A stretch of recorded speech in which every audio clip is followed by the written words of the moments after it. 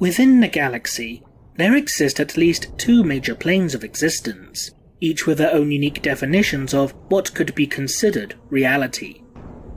The first of which is the material realm, a plane where the laws of physics hold sway and populated by creatures of flesh and blood that are known by the general term of mortals.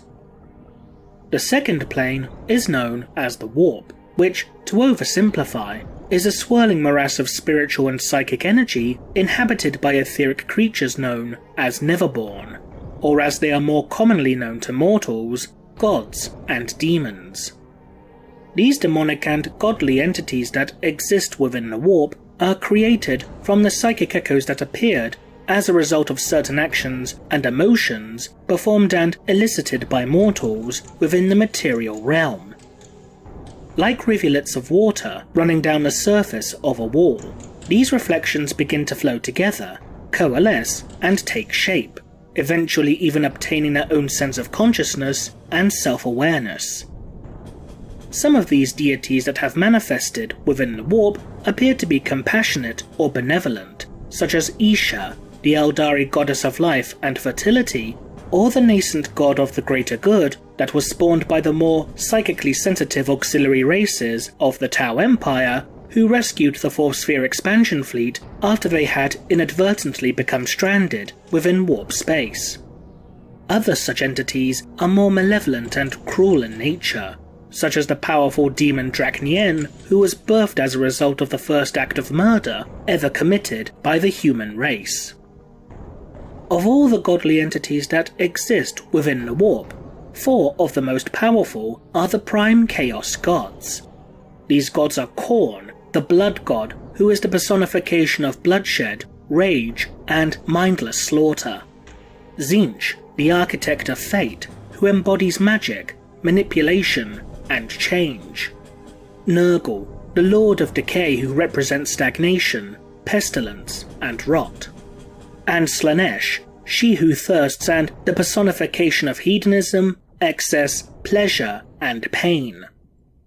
Each of these gods will also use their own powers to create legions of demonic minions to do their bidding, which can in turn find access into the material universe through possession of a host body or by being summoned into real space by their master's mortal worshippers.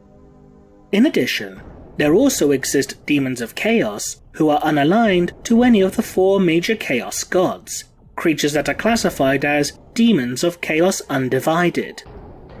Because these particular demons are unaligned to any of the 4 major powers, this means that any of the Chaos Gods can incorporate a number of these unaligned creatures into their vast demonic armies.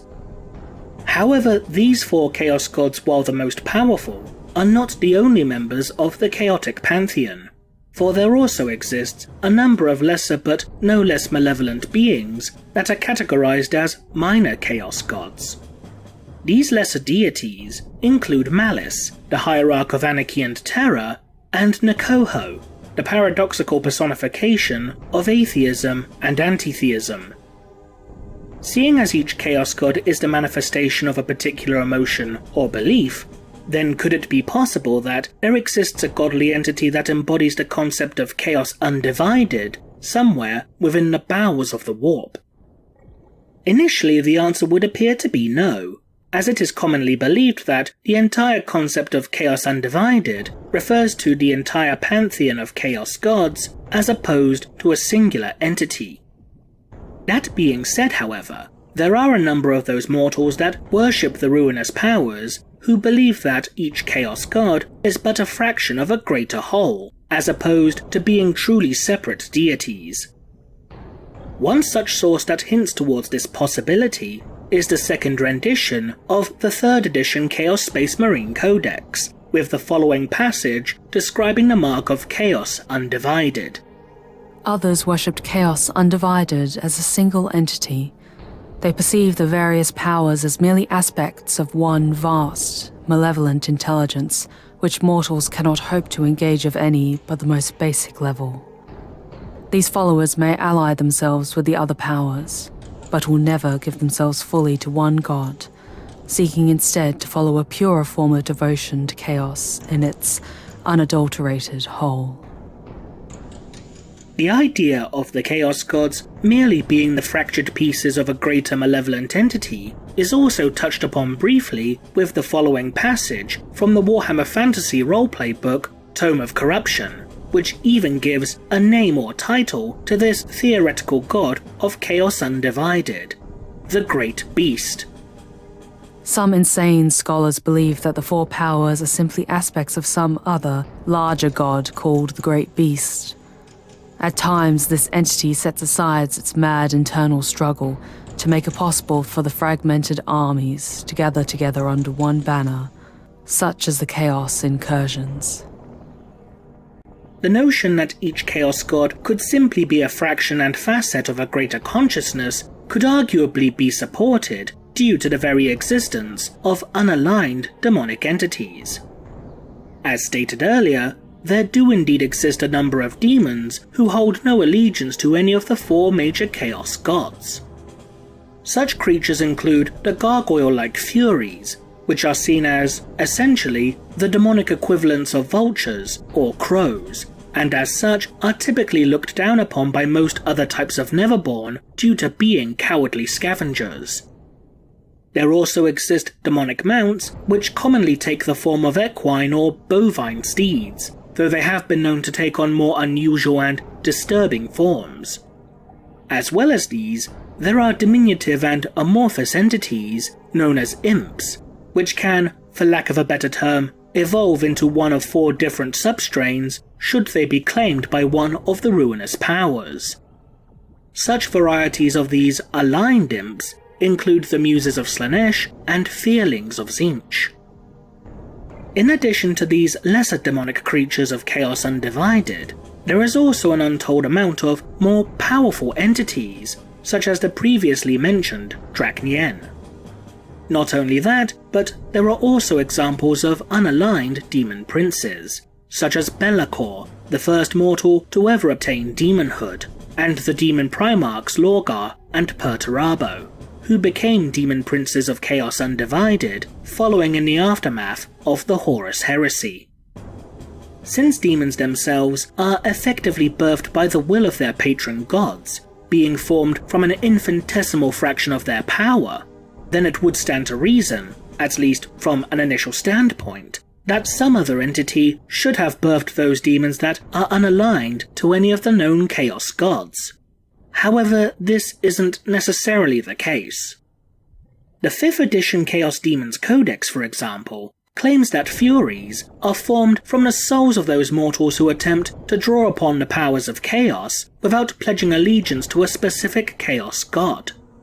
However, the 7th and 8th edition codices detail an altogether different method of their creation, by stating that Furies are created by scraps of emotions and warp energy that coalesces together within the warp.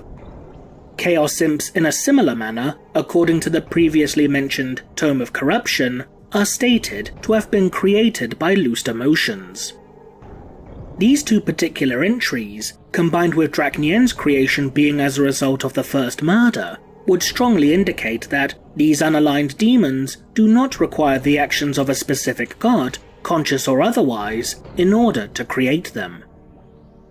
While this may very well prove to be a reasonable explanation as to how lesser demons of Undivided are created, this fails to provide any sort of explanation as to how demon princes of Chaos Undivided can exist. But even then, this small piece of information alone does not necessarily prove that a figurative god of Chaos Undivided could very well exist. Be'lakor, for instance, became a demon prince of Chaos Undivided due to pleasing all four of the ruinous powers, who in turn rewarded him with a portion of their power, elevating him to demonhood. As a demon of Chaos Undivided, each Chaos God is able to exert a measure of control over Be'lakor in order to use him as a pawn within their great game. This control over the demon's actions is so subtle that Be'lakor still believes that he retains his free will.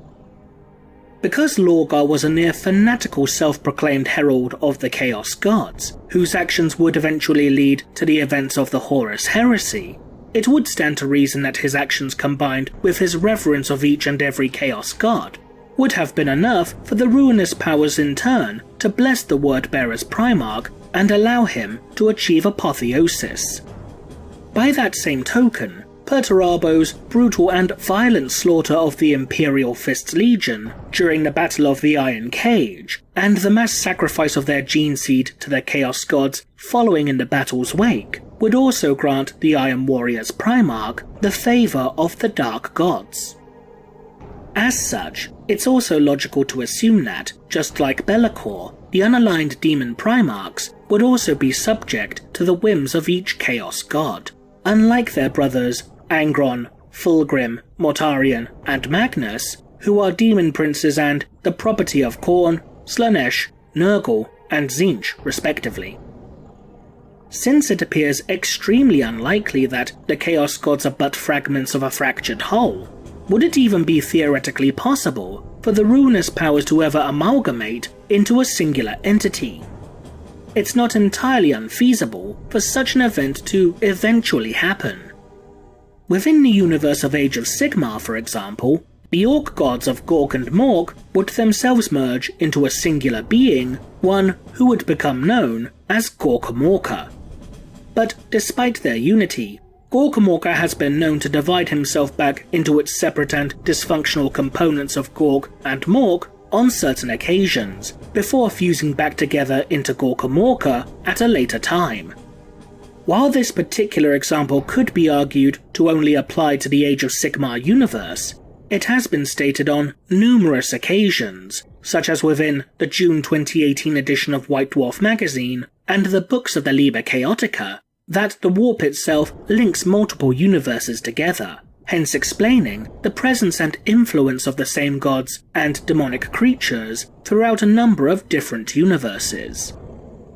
When Slaanesh, the youngest of the four main Chaos Gods, awoke, she would systematically hunt down and devour each member of the Eldari pantheon.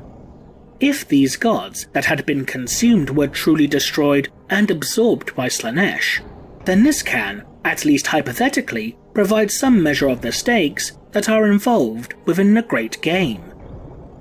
The Great Game is the term used to describe the Chaos Gods' battles against one another, with each god attempting to gain an upper hand and ultimately dominance over the others. The outcome of the Great Game is so important to the Chaos Gods that it commands their almost undivided concentration, with only a fraction of their consciousness absent-mindedly monitoring the events unfolding within the material universe.